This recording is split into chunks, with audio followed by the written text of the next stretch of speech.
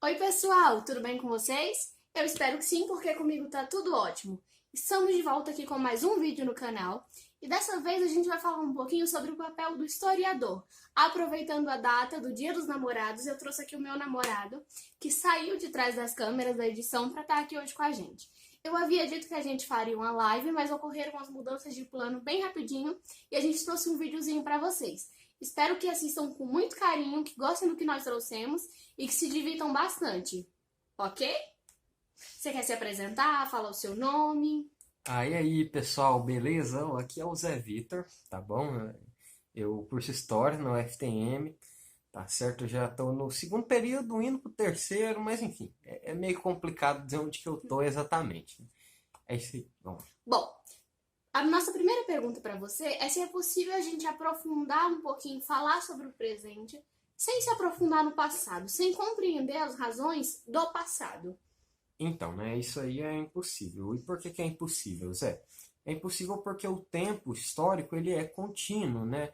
A gente está sempre no presente, vendo o passado com um certo saudosismo ou com uma forma mais romantizada, e a gente está sempre vendo um futuro de uma forma idealizada. E sem falar que alguns conceitos eles não existiam no passado e eles existem hoje, e cada tempo ele fornece aval para o historiador de estudar uma determinada questão. Certo. E o que você tem a dizer sobre a frase: alguém sem história é alguém sem memória? Então, essa frase ela é muito interessante, né? Inclusive ela é compartilhada por alguns historiadores. Se eu não me engano, essa frase que você me disse, ela é da Emília Viotti, né? Ela era uma USPiana da USP, para quem não entendeu a referência. E a Emília, ela queria dizer o que com isso? Que sem a gente refletir sobre o nosso passado, sem a gente conhecer o nosso passado, se a gente não entender o que aconteceu lá, por qual razão aconteceu, se a gente não tiver um panorama que não seja romantizado, como eu já havia dito, fica difícil a gente fazer uma análise do nosso presente. Porque, por exemplo, a gente consegue enxergar as coisas de uma forma que talvez elas não tenham sido. Então, quando a gente estuda sobre governos autoritários, vamos falar da ditadura militar, a gente tem que compreender o que aconteceu naquela época, por que aconteceu naquela época, Sim. quem se movimentou para que pudesse acontecer. E aí hoje, é o que eu sempre digo, a gente olha para o passado com os olhos do passado e a gente olha para o presente com os olhos do Sim. presente. Mas a gente sempre olha para ambos. Sem um, não tem como fazer o outro. Exatamente. Mas eu acho que a gente deve olhar sim para o passado com os olhos do passado, mas tentar pensar no que ele pode ajudar no nosso futuro. Qual parte do passado pode ser útil no nosso futuro? Então, né, o Peter Burke, que ele é um autor muito famoso, ele fala mais ou menos nessa linha de pensamento, né, que é preciso lembrar do passado para não repetir esses erros Sim. atualmente. Só que tem um conceito na história que ele é muito interessante, que é o anacronismo. Então a gente tem que evitar, por exemplo, ao fazer comparação entre os indígenas na época da colonização com a situação do povo brasileiro de hoje. Então a gente tem que ter muito cuidado, porque cada tempo histórico ele tem sujeitos históricos diferentes, né? E ele tem assim coisas que não tinham no passado. Um exemplo disso é, por exemplo, a questão da burguesia. A gente não pode falar de burguesia na época do feudalismo, assim como a gente não pode falar de globalização na época da Revolução Industrial. São conceitos que acontecem em um tempo determinado, e se a gente faz associações entre essas coisas e períodos diferentes, a Entendo. gente comete o que a gente chama de anacronismo, que é uma análise histórica tendo como teoria, como ponto de partida, é algo totalmente diferente, entende? Por mais que as coisas sejam parecidas, elas acontecem em contextos distintos. Sim, a gente precisa analisar esse contexto, saber identificar onde fica cada coisa. Mas eu acredito sim que algumas coisas que aconteceram em um determinado tempo pode de alguma forma nos ajudar hoje. Na política, por exemplo, você acha que analisar esse contexto, que compreender esse contexto, facilita que a gente tenha opiniões políticas melhores, que os erros políticos cometidos lá atrás permitam que a gente não faça essas escolhas hoje? Sim, vendo por esse ponto de vista, sim. Um exemplo que eu gosto muito, inclusive é um que eu Certo. conversei com você há um tempo, acho que foi até hoje, Uhum. é sobre o Collor de Mello, né? Ele foi eleito com a ideia de caçar os marajás, né? O que seriam esses marajás? Seria tipo uma ideia de político corrupto, né? E o Collor, ele sofreu um impeachment porque ele não teve uma gestão tão transparente assim. Ele confiscou a poupança das pessoas. Então, e aí hoje a gente vê o nosso ilustre representante, que eu não vou citar nome, né? Porque provavelmente alguém aqui o apoia ou não, não sei, a ética me manda não citar. E ele foi eleito com o lema de sou contra a corrupção. Mas o que a gente vê é um Mas contra a corrupção, todos nós somos contra. Exatamente. Afinal, quem é o corrupto, né? Quem a gente está perseguindo? É contra a corrupção, mas as investigações, elas sofreram um baque, né? Digamos assim. A gente tem família envolvida na política. Então, o que é a corrupção? São discursos muito parecidos. Sim. E da mesma forma que o Collor não teve, atualmente também não tem coerência. E que fique claro, essa não é uma visão historicista, não é uma visão de historiador. Talvez É uma particular seja sua. uma particular. Mas essa associação entre conceitos, entre o discurso que é promovido na política, esse sim faz parte da história. Claro que é uma opinião particular sua, mas todo mundo que vai ser entrevistado aqui tem uma opinião particular sua que de alguma forma acaba expondo. E que outros grupos vão discordar e estão totalmente livres a discordar também.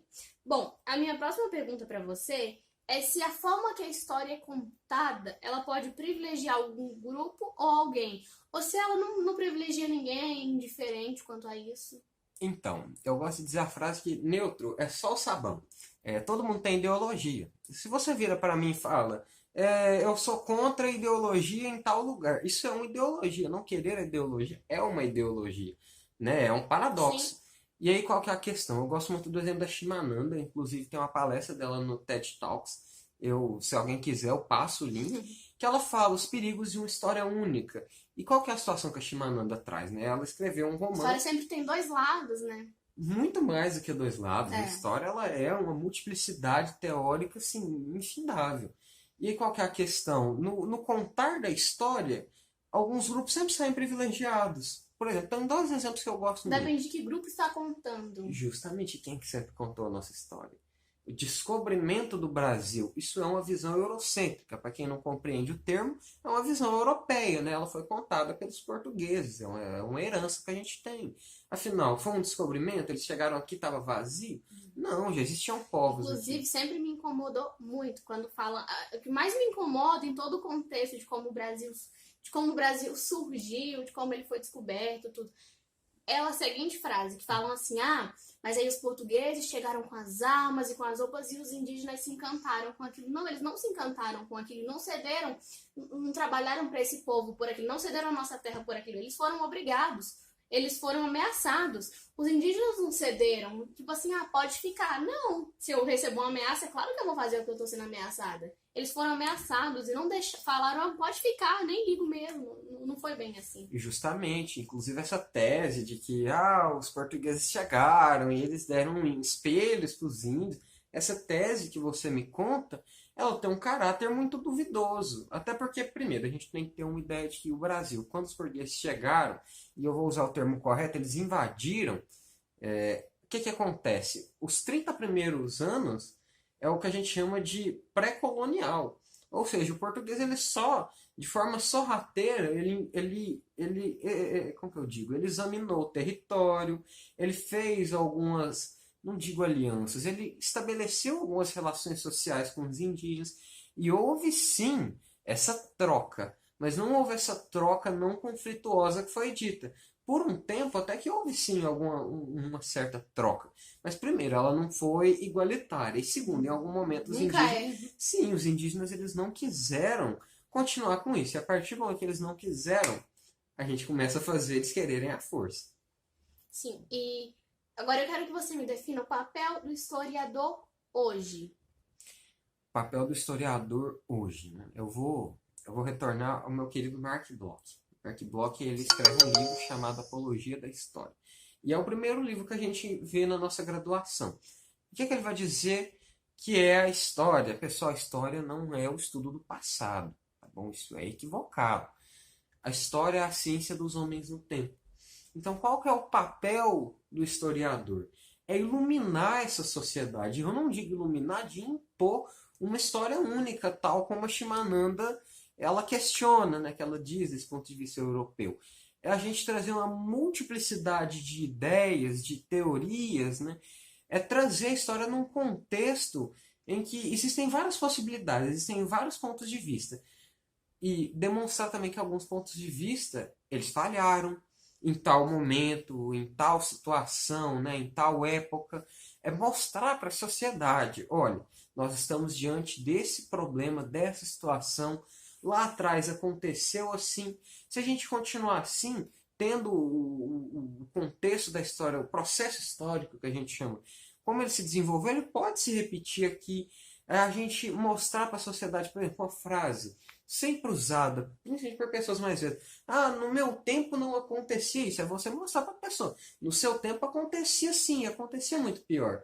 Entende? É porque as pessoas, Mas elas eu têm... acho que as pessoas usam muito essa frase, mas eu acho que é porque antigamente, eu acho que a informação era menor. Eu não acho que é porque não acontecia. Eu acho que além da informação ser menor, às vezes, para aquela pessoa, aquilo era mais enfraquecido do que em outros lugares, sabe? Mas eu acho que a informação que hoje em dia chega assim, chega muito rápido. Antigamente as pessoas tinham informação aqui, resumida, sabe? E cada vez mais as coisas parece que vão piorando, mas eu fico muito na dúvida mesmo, se as coisas vão piorando ou se a gente está tendo mais informação hoje do que tinha um tempo atrás. Então, para essa ideia, eu gosto muito de concordar com o Leandro Carnal, que, se eu não me engano, o livro que ele fala se chama Todos contra Todos. Ele diz que o mal não é algo que foi originado há pouco tempo, né? Sempre Então, o existiu. que acontece? Se eu não me engano, no vídeo teve um pequeno corte. Se eu não me engano, a gente estava no Todos contra Todos do Leandro Carnal, né? Então, vamos lá. Sobre a questão do historiador. Antes da gente entrar na graduação, antes da gente se dedicar aos estudos historiográficos, o que a gente tem? A gente tem uma visão da história que é chamada de senso comum. O que é essa visão? Ela é uma visão limitada do que acontece, porque os olhos de nós, enquanto seres que integram a sociedade, primeiro, a gente tem algumas ideias de estimação, né? A gente como cidadão. E a gente enxerga o mundo dessa maneira. E aí, por exemplo, quando eu digo na minha época, no meu tempo era diferente, é porque eu conheço uma visão muito limitada. E aí, nos dias de hoje, isso não muda. Por quê? Sabe esses pensamentos de estimação? Eles continuam se reproduzindo. As pessoas são muito apegadas às suas ideias e elas não conhecem a multiplicidade de possibilidades que existem de interpretar as coisas. Por exemplo, na questão dos terraplanistas, não tem conhecimento científico que você fale com Não os tem, caras que gente. eles acreditam. Parece piada, mas é muito real. A informação, ela sempre existiu. Ela sempre teve, tal, em graus menores ou Mas eu acho maiores. que também esse caso de não importa o que você fale é que eu acho que as pessoas têm uma tendência muito grande. Aí eu vou pegar a minha opinião e eu vou me manter com ela até o fim. Não importa o que fale, não importa, eu vou me manter com ela porque eu não quero passar por errado. E essa é uma cagada enorme, porque tá tudo bem mudar de opinião. Eu acho que é até saudável. Gente, se a gente não muda de opinião política, se a gente não muda de uma opinião sobre um relacionamento, se a gente não muda de uma opinião sobre ir a algum lugar, as coisas podem dar muito errado, porque em mudar de opinião é algo maravilhoso. Às vezes eu sento aqui com você, eu tenho uma opinião, você tem outra, mas a gente conversa, eu pego um pouquinho da sua opinião, você pega um pouquinho da minha, não tem nada melhor que isso, entende? Eu acho que a gente permite que tantas coisas ruins politicamente aconteçam justamente por essa linha de raciocínio. Que a gente se permite ficar só aqui, ó, travado aqui na nossa própria opinião e não olha para os outros lados, não tenta enxergar as outras opiniões. Sim, sim, e aí nesse ponto é interessante. Inclusive, quando a gente fala em pesquisa em história, o que a gente está querendo falar com isso, né? Sobre o desenvolvimento de algo que tem teoria, ou seja, uma visão do mundo, o modo como a gente vê ele, pensando de forma científica, e o método. O que é um método? É o que fazer, né? Então, para a pesquisa de história, o que a gente tem que ter? A gente tem que ter uma teoria e a gente tem que ter um método para desenvolver essa teoria. E às vezes a gente tem uma teoria e quando a gente vai aplicar o método, a gente muda a teoria, porque a gente vê que está errado a Às vezes história. não funciona. É Sim, igual, vamos supor que você planeja uma aula. E chega na hora de dar aquela aula, seus alunos não estão muito se importando muito com a sua aula. É lógico que você vai ter que mudar o seu método ali na hora, sabe? sim, a história não Precisa se mudar o tempo adequa ao que a gente inteiro. pensa. A gente tem que se adequar ao que o processo histórico está nos dizendo, né? Não é a gente que forma um pensamento, ninguém é autor da própria história. De forma alguma. Então, é isso. Principalmente nessa questão que você fala dos alunos, né? A gente tem que olhar e Gente, pensar. professor, são as pessoas que eu acho mais criativas do mundo. Porque você tem que estar se reinventando de um jeito. E pode observar que as aulas mais chatinhas, mais massivas, são aquelas que se permitem mudar pouco, sabe? Tudo que se permite mudar pouco é ruim. O mundo evolui o tempo inteiro, as pessoas evoluem o tempo inteiro. Então, se a gente não muda a nossa opinião, se a gente não muda as nossas ideias, se a gente não muda os nossos métodos, a gente vai ficando para trás. E assim é em tudo. E aí, como diria o meu querido Paulo Freire, né? A educação ela é para os educandos. Então é isso, pessoal. Tem que ser para quem a gente está querendo que a educação chegue, né? A gente tem que transformar a vida desses jovens. A escola, a educação tem esse papel. E eu vou encerrando por aqui. Eu não quero falar muito e ocupar a cabeça de vocês. Mas aproveitando isso que você disse, mas eu acho que é muito verdade mesmo. Igual a educação, ela não começa pelo filho, ela começa pelo pai. A educação não começa pelo aluno, ela começa pelo professor. Então, sim, eu concordo completamente com Paulo Freire quanto a isso. A educação é para os educandos. E o nosso vídeo vai ficando por aqui. Eu espero que vocês tenham gostado desse vídeo. Eu espero que vocês curtam, comentem, compartilhem bastante. Casa comigo? Caso.